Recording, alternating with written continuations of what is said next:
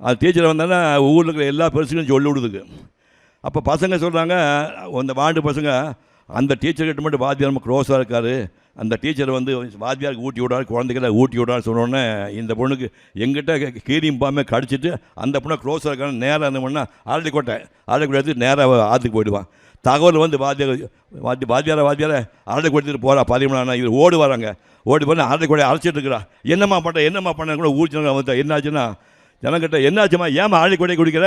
ஒன்றும் இல்லை, நான் ஒருத்தர்கிட்ட தப்பு பண்ணிட்டேன்னு. யாருக்கிட்ட இதை இந்த ஆள் தானோ எல்லோரும் ஏன் பள்ளிக்கூடத்துக்கு வாத்தியார் வர பக்கம் வந்து இதுக்கு வந்து ஐயா பேசாமல் அவள் தாலி கட்டா சத்தியமாக சொல்லுங்கள், நான் ஒரு தப்பு பண்ணேங்க அதெல்லாம் சொல்லிட்டு இருக்கேன். அந்த தாலி கட்டணுன்னு பாருங்கள், நான் உண்மையிலேயே தப்பு உண்மையாக இருந்தால் இந்த என் குழந்தை கீழே போடுறேன் அதை தாண்ட சொல்லுங்கன்னா இந்த பைத்தியக்கார பிள்ளை தைரியமாக தாண்டிடுச்சு.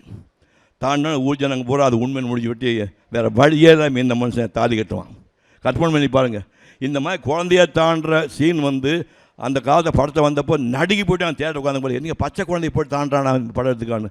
அடுத்த சீனு காட்டினோம்னா இவர் அந்த தலைமுடி பிடிச்சிட்டு நீ அத்தனை பேர் முன்னாடி வந்து நான் உன்னை கண்ணி கடிச்சேன்னு சொல்லி பொய்யை சொல்லி வந்து ஊரில் என்ன காலுக்கு புறமா பண்ணிட்டேல, இப்போ சொல்கிறேன் வாழ்நாள் பூரா நீ வந்து கண்ணி கழியாமல் இருக்க போகிற. அப்படி 2 பேர் கீரியும் பாமாக பிடிச்சிடுவாங்க. படம் பூரா வந்து சேரவே மாட்டாங்க. கிளைமாக்ஸில் பழையபடி தீபா டீச்சர் வருவாள்.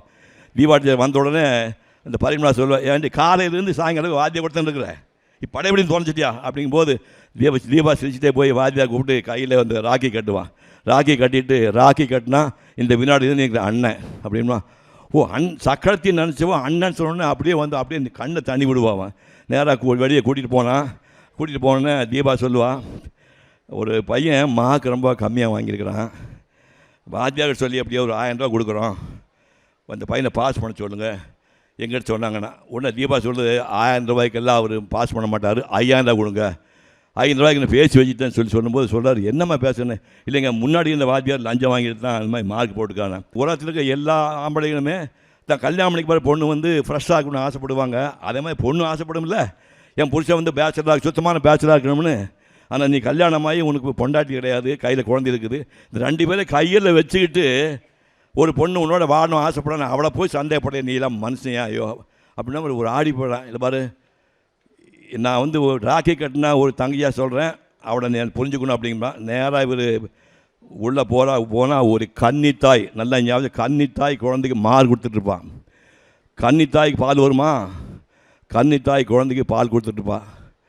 அப்படியே பார்த்தோன்னே ஒன்றும் இல்லைங்க, தொடர்ந்து அழுதுச்சுன்னா மூச்சு முட்டிக்கும், அதனால இப்படி பண்ணுறானுமா ஆடி போயிடுவார்.